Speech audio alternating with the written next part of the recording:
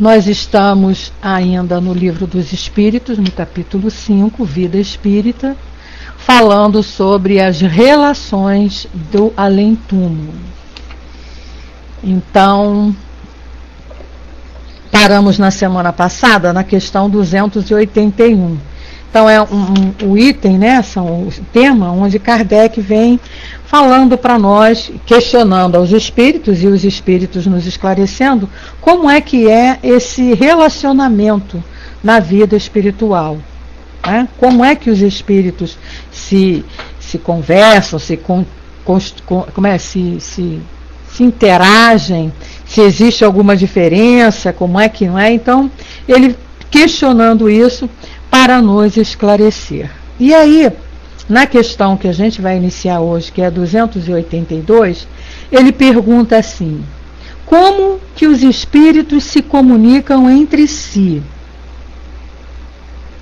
E aí a resposta: eles se veem e se compreendem. A palavra é material e o reflexo da faculdade espiritual.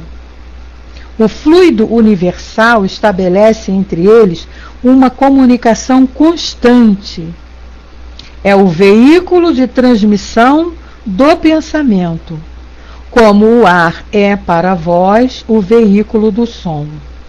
Uma espécie de telégrafo universal que liga todos os mundos, permitindo aos espíritos corresponderem-se de um mundo ao outro. Então, o que os espíritos estão esclarecendo aqui para Kardec? Como que é feita essa comunicação? Pelo pensamento. Não se precisa falar. Os espíritos não têm aparelho fonador, não têm cordas vocais, não têm esse processo que nós temos. Então eles não falam como nós falamos, através da voz. Eles falam através do pensamento, que é transmitido, e nós sabemos disso, porque o nosso pensamento também, né, é transmitido pelo fluido universal. Esse fluido universal é que é o veículo onde o pensamento vai ser transmitido de espírito para espírito, não é? Aí o Wagner coloca assim: mas não parece natural que assim que chegarmos no mundo espiritual, falarmos com a boca, ouvir com os ouvidos? Sim, claro, diante do nosso estágio ainda, né? No momento, os nossos conhecimentos ainda não permitem que a gente utilize o pensamento. Então nós vamos chegar ainda falando, utilizando voz, mas sabemos também que isso é de acordo com o nosso estado mental. Porque aquele que já sabe que não precisa da voz, não vai utilizar voz. Com certeza, Chico Xavier, ao desencarnar, ele não chegou lá falando com a voz, usando a voz, né? Foi usando o pensamento. É que no primeiro momento, no estado que nós nos encontramos, a nossa ligação com o mundo material ainda é mais forte do que com o mundo espiritual. Então nós ainda vamos precisar dessa impressão, dessa sensação de ter que falar com a boca e ouvir com os ouvidos, como você está colocando aí. Mas na realidade não seria preciso. Conforme nós vamos nos adaptando ao mundo espiritual, a como é que é a situação, né? Então, pois é, o Vaguinho do Valqueire, a Beth daqui, então vamos demorar um pouquinho. Mas na realidade, é o que eles dizem aqui, não seria necessário, não é? Mas nós temos os estágios, nós temos os nossos progressos. Conforme vamos progredindo, a comunicação do mundo espiritual, ela é dessa maneira. Nós que ainda estamos muito apegados a esse mundo material, é que ainda precisamos de falar e com certeza de usar ainda determinados órgãos que pertencem ao corpo material, né? Pois é, nós já fazemos, né, Mariana? Nosso pensamento já é transmitido. A gente já consegue encaminhar o nosso pensamento. Quando fazemos uma prece, né, para alguém, ou um amigo, um parente, seja lá quem for, e direcionamos nosso pensamento para essa pessoa, esta pessoa vai receber as vibrações, as sensações daquele meu pensamento em relação a ela, né? Então, nós já utilizamos esse processo. Quando chegar no mundo espiritual, aí a gente já sabe que ainda vai ser mais fácil ainda, né? É isso aí. Nós usamos os sentidos porque ainda temos o corpo material. Estamos ainda muito ligados ao corpo material. A gente ainda tem essa necessidade. Conforme vamos evoluindo, a gente já não vai mais tendo tanta necessidade, vamos nos desprendendo. Por isso que a doutrina nos ensina, nos pede, os espíritos nos aconselham, né, a esse desapego, para a gente já ir se desapegando dessas coisas materiais, dos valores materiais que a gente ainda usa, porque não precisamos no mundo espiritual disso tudo, né? Não vamos precisar. Aí Kardec perguntou: os espíritos podem dissimular reciprocamente os seus pensamentos? Podem esconder-se um dos outros? Quer dizer, eu posso falar uma coisa e pensar outra quando eu estou lá, né? Como nós fazemos aqui. Nós temos a matéria que limita aí, né, os nossos pensamentos. Mas no mundo espiritual não existe essa matéria limitando o pensamento. Então será que lá nós vamos ter como esconder o nosso pensamento, né? Vamos poder enganar aos outros? E a resposta está bem clara aqui: não. Para eles, tudo permanece descoberto, principalmente quando são perfeitos. Então já não existe mais falsidade no mundo espiritual para os espíritos que já atingiram um certo grau de evolução, né? E para eles nós não conseguimos esconder nada, nada, porque eles conseguem ler nossos pensamentos totalmente. Então, como a gente aprende aqui com a doutrina, né? Vai se preparando para isso. Começa a agir assim desde agora. Ou seja, falar aquilo que realmente você está pensando. Porque você não vai poder esconder isso quando você se transformar, passar de encarnado para desencarnado, quando você se tornar espírito. Mas ele continua dizendo: podem distanciar-se um dos outros, mas sempre se veem.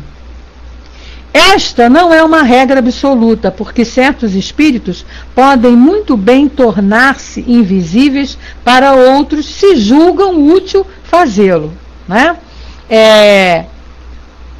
O que ele está dizendo aqui? Dependendo lá do seu grau de elevação, das possibilidades do conhecimento que você já tem do mundo espiritual, você já pode fazer determinadas coisas, até tornar-se invisível. Mas como regra geral, você vê que a primeira resposta dele foi não. Para eles, tudo permanece descoberto. Então, como regra geral, não há condição de se esconder. Principalmente nós que ainda estamos assim no grau de inferioridade, não vamos conseguir esconder nada em relação com os nossos espíritos mais elevados, aqueles que estão mais superiores a nós, não é?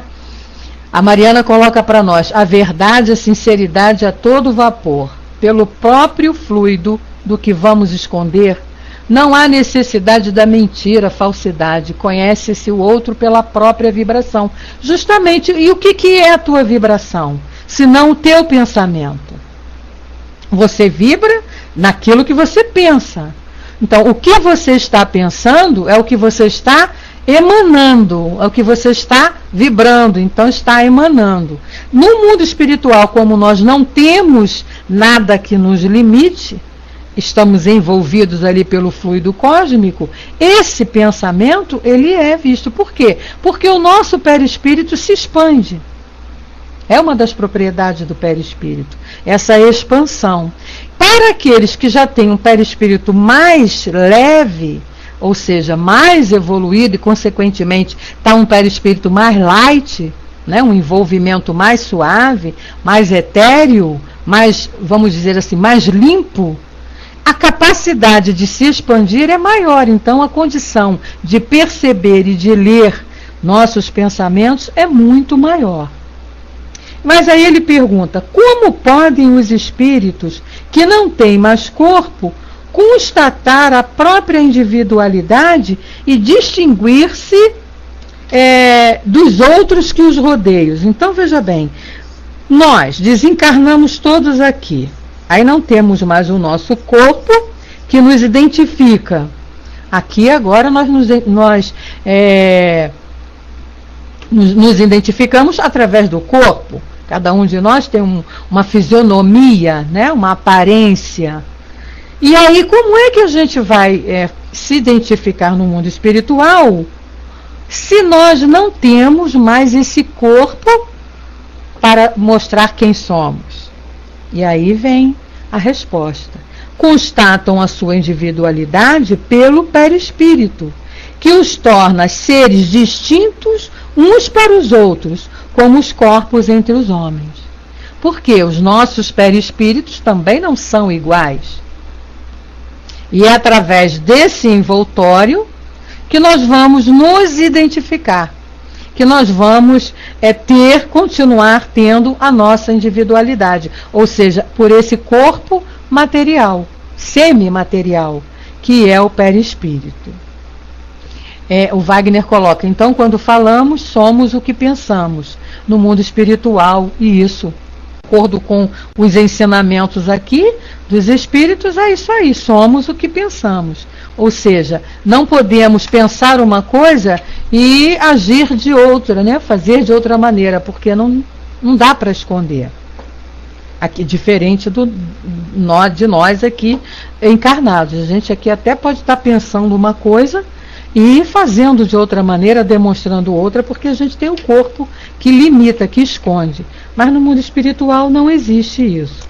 Então, nós vamos nos identificar aqui, segundo os espíritos, lá no mundo espiritual, por conta do nosso perispírito, que é individual para cada um.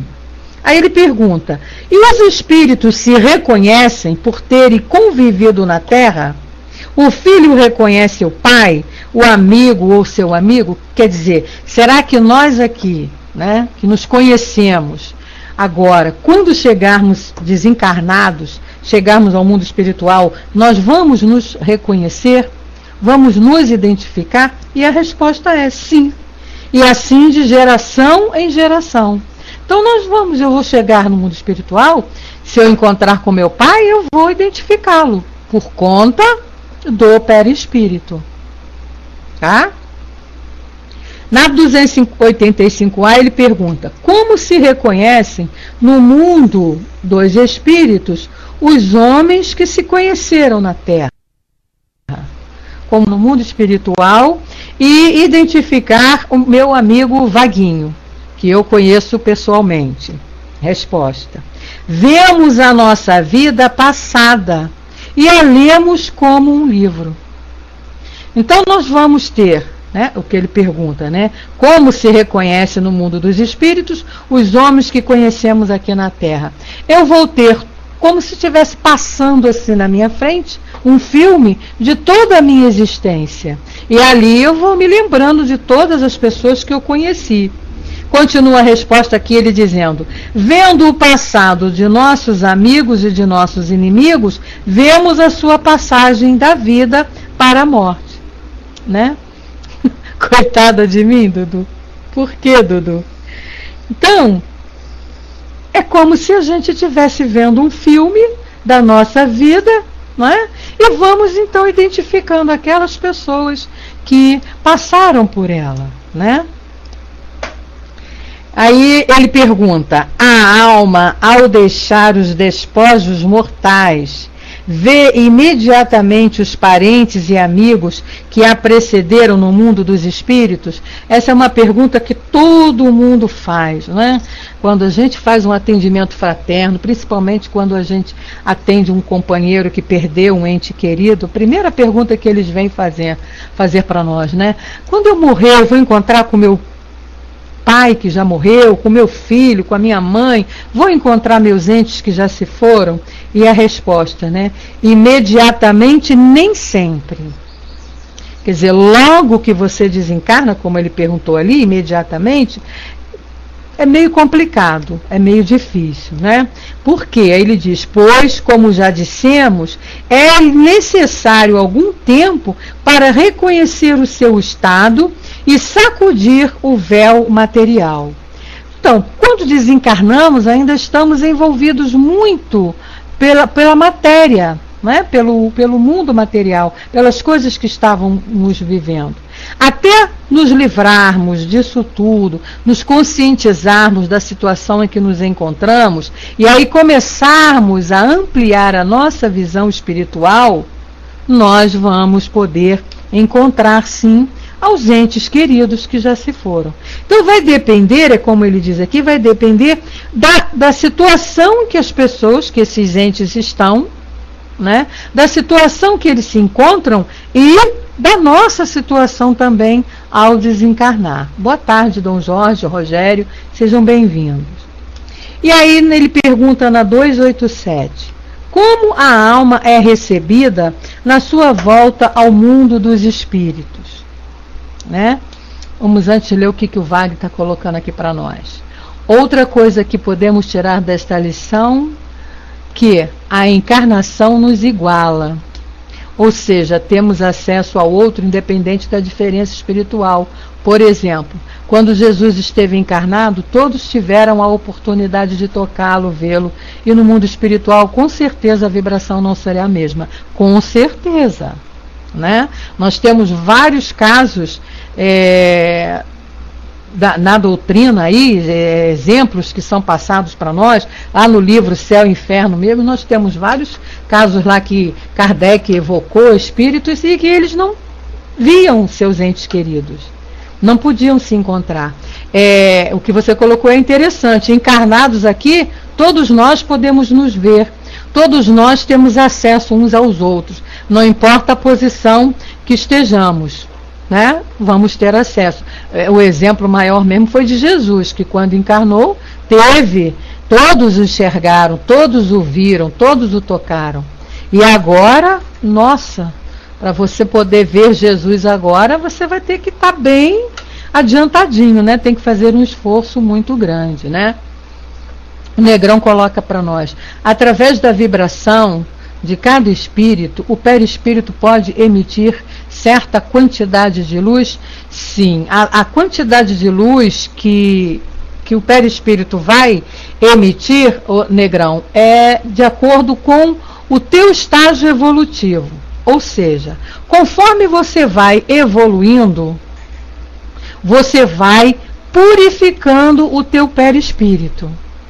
Então ele vai passando de uma matéria grosseira mais para a matéria, para uma matéria mais sutil. Então ele vai se purificando e consequentemente ele vai ficando mais tênue, mais light. Conforme ele vai ficando mais light, o que vai acontecendo? A tua luz interna vai sobressaindo. Você que é uma luz, todo o espírito é uma luz, essa luz ela vai brilhando mais. Né? Por isso que Jesus disse para nós, deixai brilhar a vossa luz. Como? Purificando o nosso perispírito. Então a nossa luz está fraquinha porque está envolta por esse perispírito ainda grosseiro. Mas conforme ele vai se purificando, ele vai ficando mais fininho, vamos dizer assim, quer dizer, vai dando mais transparente, vai dando condições dessa luz resplandecer mais ainda, né? Então ele vai emitindo a luz de acordo com aquilo que ele já está, que dá para transparecer. Por quê? Porque ele vai ficando limpinho, vai ficando transparente, até ficar de uma certa maneira que a tua luz toda brilhe, né? Bom, aí na pergunta 286, a alma, aliás, desculpa, é a 287, como a alma é recebida na sua volta ao mundo dos espíritos? Como é que nós somos recebidos quando desencarnamos? E a resposta: a alma do justo como um irmão bem amado e longamente esperado. Né? Então, se nós já estamos desde agora trabalhando para esse momento, nos esforçando para sermos melhores, nos esforçamos para vivenciar isso que a gente está estudando aqui, que a gente está aprendendo, né? E batalhando, lutando aí no dia a dia para ser justo, para ser coerente com isso que nós estamos aprendendo, ou seja, vivenciando isso, nós vamos ser recebidos como um irmão bem amado e longamente esperado, né? A gente lembra da passagem de Dr. Bezerra de Menezes, quando chegou ao mundo espiritual e aquela multidão de espíritos lá felizes por recebê-lo. E aí Celina, que era sua mentora, sua acompanhante, diz, né? Esses são aqueles que você amparou e ajudou no mundo material e que estão aqui felicitando a sua chegada. É uma passagem muito bonita do livro que fala da biografia de Dr. Bezerra de Menezes. Então é linda, emocionante esse momento em que ele chega assim e vê aquela multidão de espíritos ali feliz pela chegada dele ao mundo espiritual. Então, se nós estivermos trabalhando plantada esse mundo espiritual, com certeza nós vamos ter também uma recepção muito boa. Agora é que ele diz, a do mal, ele vai ser recebido como um ser que se despreza. Só não podemos esquecer uma coisa, independente de você ser justo ou ser mal, você vai ter o amparo da espiritualidade. Seu mentor vai estar sempre ali. Seu amigo espiritual vai estar para te receber. O problema é que você vai estar num nível envolvidos por esses sentimentos negativos, por esse estado ainda de mal que a criatura se encontra, ele não vai perceber esse amparo. Agora, o amparo da espiritualidade todos têm, independente da situação, do estágio em que se encontram evolutivamente falando. Vão ter sempre o amparo, né? Aí, vamos ver o que a Marina colocou. O espírito não precisa apresentar na forma de perispírito da última reencarnação, como no caso contado pelo Chico da Valéria, uma pessoa que se ajudou, mas por algum motivo o Chico não a reconheceu, pois apresentou-se a ele uma mulher linda, morena, e a que ele conheceu em vida não era fisicamente tão bela e limitada no falar. Lembram da historinha contada pelo Chico? Eu não conheço essa história, Mariana, eu não me recordo, se já li, não estou me recordando agora. Mas isso é possível sim. Você tem condição de colocar-se, como é que eu vou colocar a palavra, né? Se você colocar, você vai poder moldar o seu perispírito de acordo com a sua vontade, conforme você quer. Nós temos o exemplo de Emmanuel. Emmanuel, ele se apresentava para Chico, ele tinha tido, né, várias vidas, e ele se apresentava para Chico com a aparência de quando ele foi o general Públio Lentulus. Então você pode, se você tem condição, se você tem o conhecimento, você pode sim modificar o teu perispírito, porque ele tem essa propriedade, né, de poder ser modificado. Então você vai, acredito, contado por Chico, deve ter sido isso mesmo aí, a menina que ele conheceu não era tão bonita aqui na Terra, e quando chegou no mundo espiritual, ela tendo condições, se apresentou para ele. Então isso é possível. Nós estudamos aqui propriedades do perispírito, e ele tem essa propriedade de se moldar de acordo com a vontade do espírito. Agora, É preciso que você tenha condições e conhecimento para fazer isso. Né? Não é chegar qualquer um que vai chegar e vai poder, a plasticidade, vai poder modificar o seu perispírito. Poder até pode, agora é necessário que tenha condições para isso. Tá bom? Então, possível é, com certeza. Aí, na pergunta 288, Kardec, então, inquire aos espíritos: que sentimento experimentam os espíritos impuros à vista de outro mal? Espírito que chega, quer dizer, como é que se sente um espírito mau diante de um outro mal que está chegando?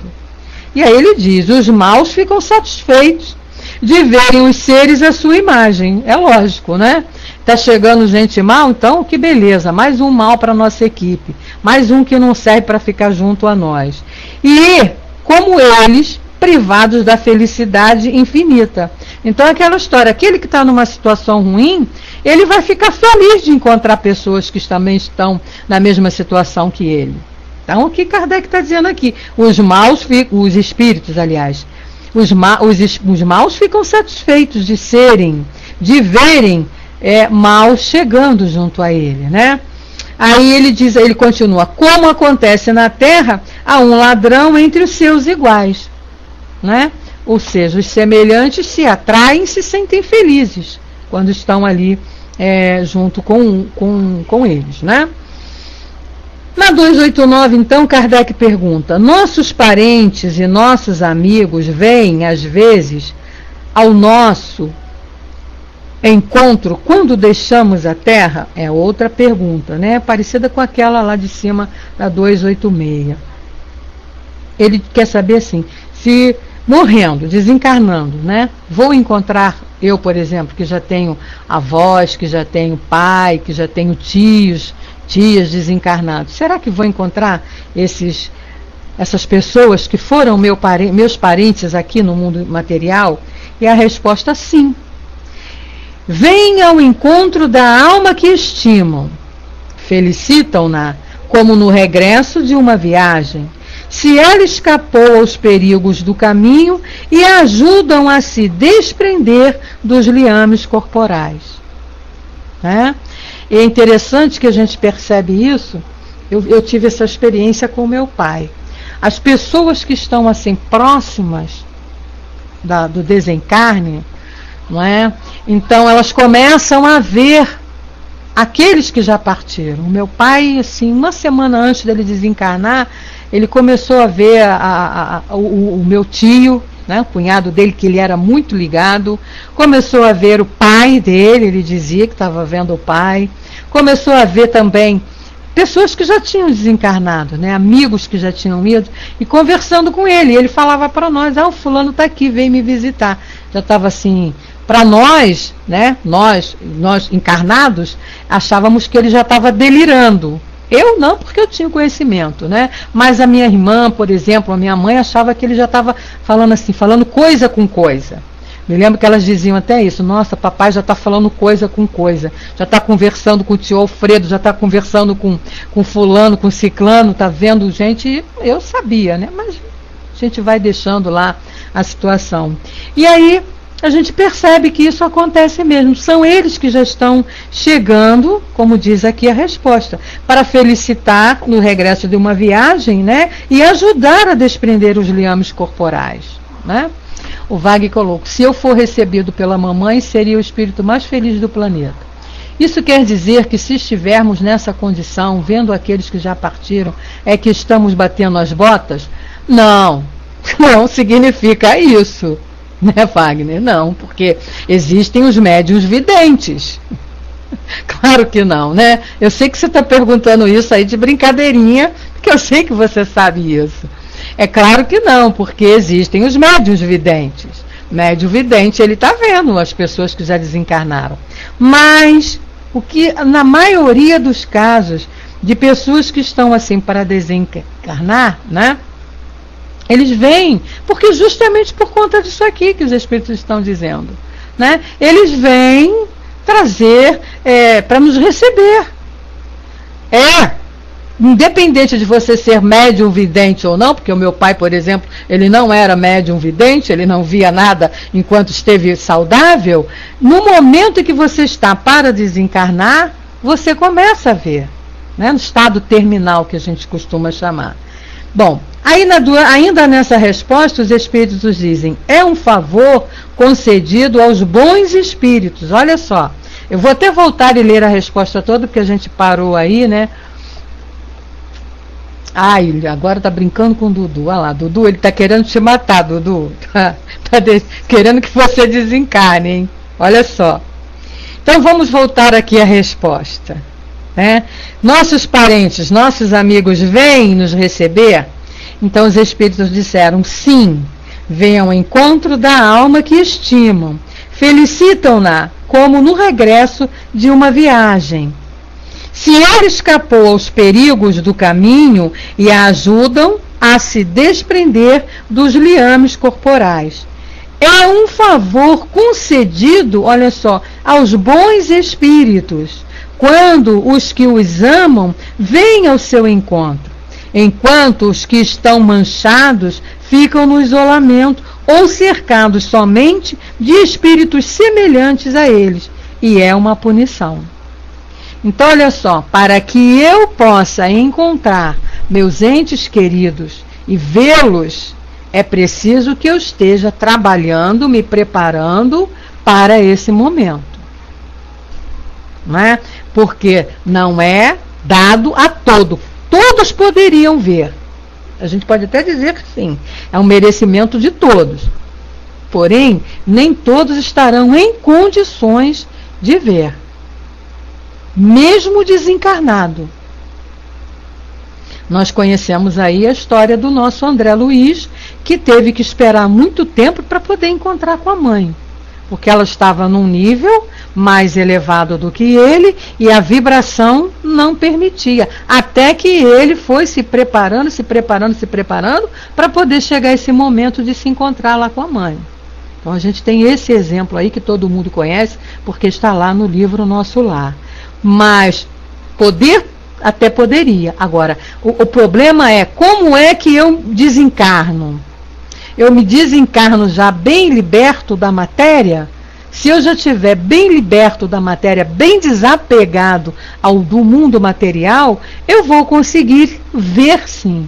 Mas se eu ainda estiver apegado a valores materiais, a bens materiais, a tudo que é do mundo encarnado, dos encarnados, eu ainda vou estar envolta por esse perispírito ainda bem grosseiro, que não vai permitir que eu veja, que eu os encontre.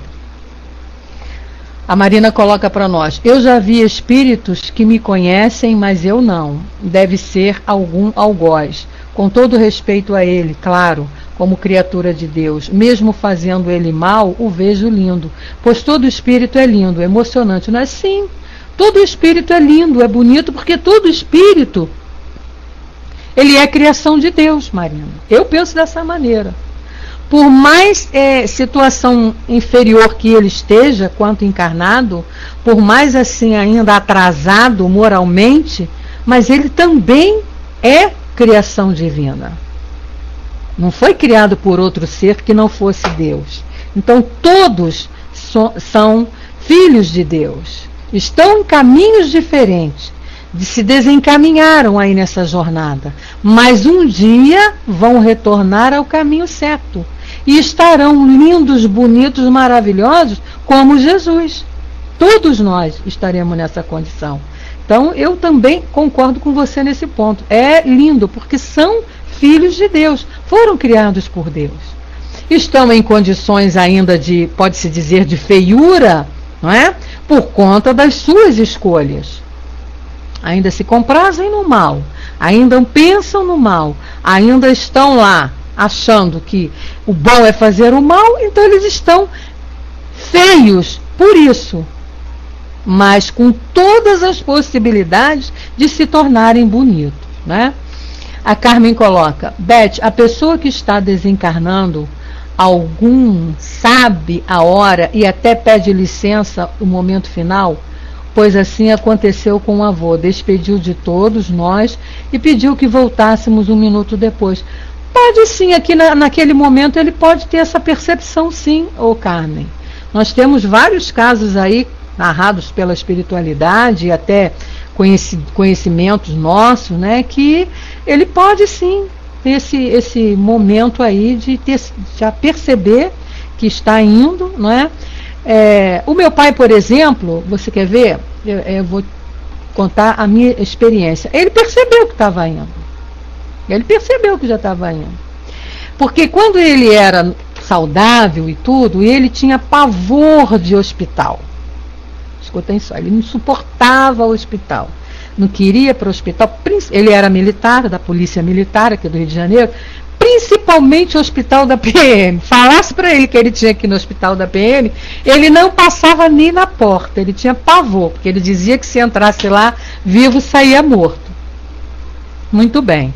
Quando ele entrou no processo de não poder mais ficar em casa, o problema dele foi pulmonar, ele teve fibrose pulmonar, ele já não podia, teve um momento que ele não pôde ficar em casa mais. Né? Então o médico que o acompanhava disse, não, agora vocês têm que interná-lo, porque no hospital ele entra no balão de oxigênio, vai ter aparelhagem toda lá. Aí nós levamos, aí, né, a minha irmã foi conversar com ele, nós fomos conversar com ele, e aí ele já bem debilitadinho, coitado, ele falou, não, tudo bem, na maior tranquilidade, não, pode me levar, eu vou, não tem problema não. Aí ele levamos, colocamos ele no carro, chegamos no hospital, entrou naquele primeiro no atendimento de emergência, e a gente esperando com ele ali para eles levarem ele para a CTI, arrumando lá o local para ele CTI. Aí ele falava assim, ele só dizia assim, não adianta fazer mais nada. Ele só falava assim para mim. Eu falei, calma pai, calma, o senhor vai ficar aqui agora porque o senhor vai ter um tratamento melhor, vai tomar remédio. Ele só falava assim para mim, minha filha, não precisa fazer mais nada. Aí eu falava para ele, precisa sim. Enquanto você está vivo, a gente tem que fazer tudo. Aí ele falava, mas não precisa fazer mais.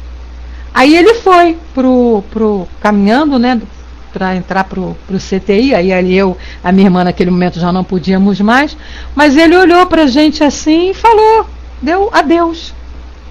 Assim, na maior naturalidade. Quer dizer, eu percebi que ele tinha percebido que dali ele não sairia mais, como foi o que aconteceu, né? Ele já não saiu mais do CTI, ele entrou na quinta-feira, na sexta-feira nós fomos lá visitá-lo, quando foi no sábado de manhã, eles telefonaram dando a notícia do óbito dele. Então eu percebi que ele viu que, quando ele falou para mim que não precisava fazer mais nada, eu creio que ele já estava pressentindo que ia desencarnar e que realmente, materialmente, não ia adiantar muita coisa. Mas aí é aquilo que a gente, enquanto tem vida, a gente tem que fazer tudo, né? E ele foi muito bem tratado lá no hospital, que ele tinha medo de entrar.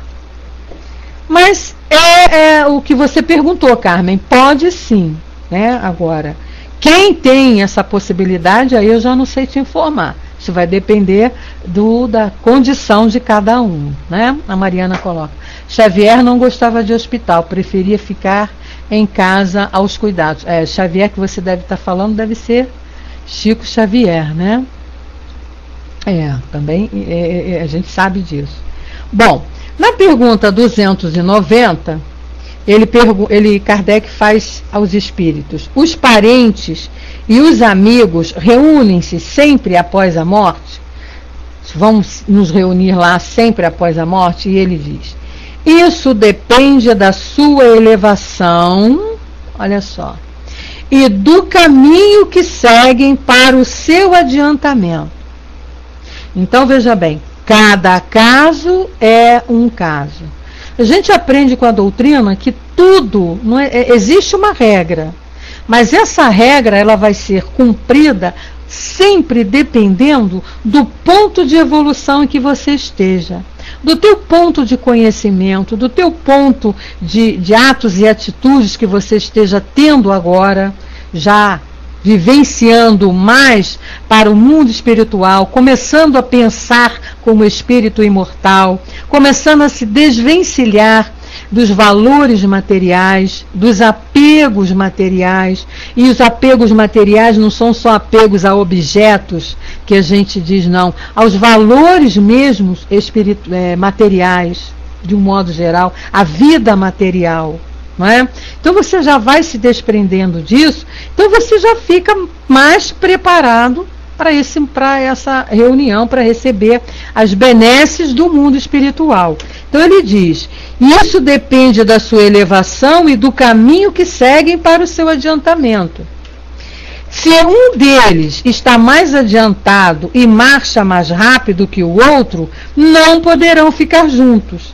É o exemplo que a gente citou ainda agora aqui, da mãe de André Luiz e o próprio André Luiz, que estava mais atrasado que sua mãe. Poderão ver-se algumas vezes, mas não estarão sempre reunidos, a não ser quando possam marchar ombro a ombro, ou quando tiverem atingido a igualdade na perfeição. Além disso, a privação de ver os parentes e amigos é, às vezes, uma punição. Né? Então, nós vamos poder nos encontrar? Sim. Vamos poder ficar sempre juntos? Isso aí vai depender. Vai depender do aprendizado, do estágio em que nós estamos. Então, é assim, somos um grupo mais ou menos, vamos raciocinar no concreto. Somos um grupo de amigos. Né? Vamos botar lá um grupo que estamos indo para o mesmo colégio. Será que nós vamos ficar na mesma turma? Não. Vai depender da nossa capacidade de entendimento, dos conhecimentos adquiridos. Nós vamos ser classificados para entrar na turma tal, na turma tal, na turma tal. Vamos poder nos encontrar? Sim, por exemplo, na hora do recreio, a gente vai se encontrar. Agora, quando chegar a hora do trabalho, a hora da caminhada, cada um vai estar na sua turma, no seu estágio, assim dentro da espiritualidade. Até que um dia possamos estar no mesmo nível, que esse é o nosso destino, tranquilo, disso eu tenho certeza. Um dia estaremos todos no mesmo nível de perfeição, juntos, formando a família universal que Jesus nos colocou, nos disse, né? O Wagner diz assim, até mesmo nestas mortes coletivas, será que todos estarão na mesma condição espiritual? Não, não. Na mesma condição todos, na morte coletiva todos? Não, a gente sabe que não. Mesmo tendo desencarnados em grupos, né? Mesmo tendo morridos ali na mesma situação, mas a gente sabe que cada um ali, com certeza, está num nível diferente. Uns estão um pouquinho mais adiantados, outros um pouquinho mais atrasados, mas nunca estarão na mesma condição. O fato de terem morrido juntos não significa que são todos iguais. Tá? Boa pergunta essa. Bom, então aqui a gente encerra esse processo das relações de além-túmulo. Alguém quer fazer alguma colocação? Vamos ver, o Negrão colocou aqui para nós. Dizem que aquela famosa melhora do doente antes do desencarne é justamente para que as pessoas parem suas orações, que sempre é para a melhora física da pessoa. E assim o desencarne ocorra mais fácil. Isso é verdadeiro? Com certeza, Negrão. Nós também temos conhecimentos que a literatura espírita nos traz, e o exemplo do nosso dia a dia, aí a gente vê muito isso. O que acontece? Está no momento da pessoa desencarnar. Chegou o momento dele desencarnar. Né? Então, às vezes, está lá no hospital, passando num estado, já no estado terminal, já para desencarnar. E o que acontece? A família fica naquela vibração para que ele melhore, porque ninguém vai ficar ali vibrando para a criatura morrer, né? Eles querem que a criatura melhore. Então é uma vibração, várias pessoas com o mesmo pensamento, é o que o Vaguinho colocou aí, são verdadeiras algemas, que ficam prendendo ali, e há uma dificuldade de acontecer vamos dizer, desamarrar os laços lá com aquele corpo, do espírito soltar os laços com aquele corpo, né? E aí, o que a espiritualidade faz? Vamos dar uma força para ele ter uma melhora, para mostrar para a família que está melhorando. Aí as orações se acalmam um pouco, a família fica mais tranquila, muitos até saem do hospital, vão para suas casas, e aí a espiritualidade vem e faz lá o que tem que fazer, né? Desatando os laços que ainda prendem aquele aí. Por quê? Porque está no momento, não adianta que chegou a hora. Então você, agora, os nossos pensamentos, como eles são fortes, né? Cabo de força aí, como está falando o Vaguinho, eles interferem ali naquele momento, onde há o desatamento dos laços, né? Para desatar o perispírito das células corporais. Então aquilo é feito paulatinamente, com calma, não é rapidamente. Aí fica impossibilitado de ser feito por conta dessa energia. Então os espíritos dão uma força, né, para parecer que o doente teve uma melhora, é a chamada assim melhora da morte. Para os vulgos aí que não entendem isso, eles falam, tanto é que as criaturas que estão assim no hospital e que tem uma melhora, já tem gente, né, que já percebeu isso, que assim não se anima muito não, já percebe que olha, melhorou, cuidado, e a gente vê muitos casos desse aí, né? O Dudu colocou o caso do irmão do Chico, que precisou que todos se juntassem e fizeram a oração para que o mano do Chico partisse em paz. Sim, né? A Mariana coloca, interessante, alivia aos parentes que estão apegados por ser tão querido e os parentes não conseguem ver-se sem a tal pessoa. Aqui esta preste ao... Pois é, porque a gente não quer que a criatura saia, né? Não quer, a gente não quer. Você, por mais velhinho que seja, por mais doentinho que seja, a gente não consegue ainda compreender que é a hora daquele querido ir.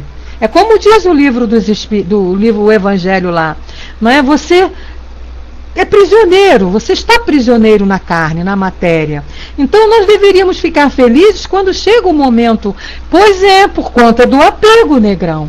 A gente deveria ficar feliz. Eu, por exemplo, com todo o conhecimento que eu tinha, é claro que eu não queria que meu pai morresse. Nossa, eu não queria ele vivo junto comigo, né? Aqui junto a nós. Só que a gente tem o entendimento, não faz essa corrente, né? Eu, por exemplo, fazia as minhas preces e dizia que seja feita a vontade e ia atender a necessidade do meu pai. Mas aqueles que não têm esse entendimento sempre oram, fazem a corrente para a criatura melhorar. E aí são vibrações fortalecedoras. Então é necessário sim. É como a Cícera colocou aí, quem trabalha em hospital vê muito isso. E é verdade, né? Também o desconhecimento, né, assim, porque a gente sabe que chegou o momento, você não vai orar, mas você já ora para que seja feita a vontade e a necessidade do companheiro que está ali. Quem não tem o conhecimento vai sempre rezar para que ele melhore. E aí é onde acontece a necessidade de fazer esse processo dos espíritos darem paz, né? Nas obras de André Luiz a gente vê muito isso, né? Ele passando, mostrando para nós esses momentos onde há ali o passe fortalecedor, o doente tem uma melhora e aí os familiares se acalmam e aí os espíritos podem vir fazer o desencarne, né? Providenciar o desencarne. A espiritualidade é muito inteligente, não é? Ela não vai fazer nada para prejudicar nem aqueles que ficam, nem aquele que parte, né? A lei de Deus ela é muito perfeita. Tudo acontece sempre de maneira correta para o nosso bem. O problema é que a nossa cabeça dura não deixa a gente perceber isso. Tudo na lei. Quando a gente estuda, quando a gente vai ler, que a gente vai refletir, a gente percebe que está tudo correto, tudo é feito perfeitamente. Mas, ainda por conta do nosso orgulho, do nosso egoísmo, que influencia muito ainda, a gente não consegue perceber essa beleza da lei. Mas a gente está caminhando, né? Nós vamos para lá. A Marina coloca sempre... Não, o Wagner. É a prece do Pai Nosso, que seja feita a vossa vontade, mas nesse momento o que queremos é que seja feita a nossa, é verdade, não é? Você não vai para uma sala de operação, como você foi aí há poucos dias, você não vai para uma sala de operação e vai dizer assim, se eu morrer tudo bem. Nós ainda não estamos nesse nível, né? A gente não tem até medo da morte, mas a gente ainda não quer morrer. Então a gente vai e pede sempre o amparo para que corra tudo bem. É ainda o nosso estágio. E os espíritos compreendem isso. Por isso que eles fazem esse processo, né? A Marina coloca, sempre devemos orar segundo a vontade de Deus, pois só Ele tem o saber do que é melhor para todos nós. Com certeza. Por isso que o Vaguinho colocou ali, que a prece que o Senhor nos ensinou foi essa. Sempre ele fala lá, né? Que seja feita a vossa vontade e não a nossa. Porque a gente nunca quer o que é o certo, né? A gente nunca quer aquilo que a gente precisa, né? Se você vai querer sempre aquilo que você acha que é o certo. Mas Deus, né? Jesus, os nossos guias, os nossos mentores, eles sabem, na realidade, muito melhor do que nós, o que é melhor para nós, né? O Negrão colocou... tá bom, desculpe, Mariana, é Mariana, eu estou falando Marina. Aí o Negrão colocou, temos que lembrar que o ente querido vai dar continuidade no seu progresso espiritual. É verdade, Negrão, mas essa é a nossa dificuldade, né?